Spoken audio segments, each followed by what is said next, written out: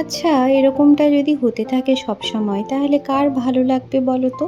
একটা জায়গায় থাকতে না থাকতে আবার অন্য জায়গায় যাওয়ার জন্য প্রস্তুতি নিতে হয়। বিয়ের পর থেকে কোথাও গিয়ে যে বেশি দিন থাকবো সে সুযোগটাই হয়ে ওঠেনি। বিয়ের পর যখন প্রথম গুজরাট এলাম, তখন একটা যে ফ্ল্যাটে ছিলাম সেই ফ্ল্যাটটা এতটা পছন্দ ছিল না। তখন তাই বরকে বললাম যে এই ফ্ল্যাটে না থেকে আমরা অন্য কোথাও চলে যাব।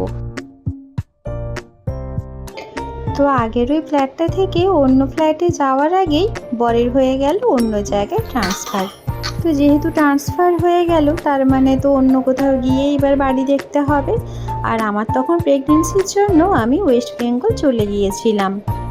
তারপর বেবি নিয়ে গেলাম সেই বাড়িতে গিয়ে 2 মাস থাকতে না থাকতেই আবার বরে ট্রান্সফার হয়ে চলে এলাম অন্য এক জায়গায়। তো এই নতুন ফ্ল্যাটে আসার পর বরকে বললাম যে ফ্ল্যাটটা তো বেশ পছন্দ হয়েছেই, তাহলে এখান থেকে অ্যাটলিস্ট আর কোথাও যাওয়ার জন্য কিন্তু ভেবো না। তখন বর বলল যে হ্যাঁ হ্যাঁ, এখান থেকে মিনিমাম 3-4 বছর তো আর কোথাও যাব না।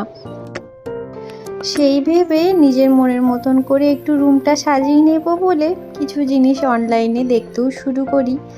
কয়েকদিন যেতে না যেতেই দেখো চলে এলো রুম মালিকের ফোন। উনি জানালো যে এই বাড়িটা উনি বিক্রি করে দিতে চায়। উনিও একজন বাঙালি। তো আমাদেরকে বলল যে আপনারা যদি বাড়িটা নিতে চান তাহলে ওয়েট করব, আর না হলে বাড়িটা বিক্রি করে দেব আর আপনারা অন্য কোথাও বাড়ি দেখতে থাকুন। তবে উনি আমাদেরকেও বলেছিলেন যে এই বাড়িটা আমরা নিতে চাই কি না, যদি নিতে চাই তাহলে উনি রেখে দেবেন, আর না হলে অন্যরা আসবে বাড়িটা এসে দেখে যাবে। তো বর যখন আমাকে এসে বলল যে এরকমই করে বলছে, আমি তখন বললাম যে এই পুরনো বাড়ি নেওয়ার থেকে যদি বাড়ি নিতেই হয় তাহলে নতুন কোনো ফ্ল্যাটই নেব।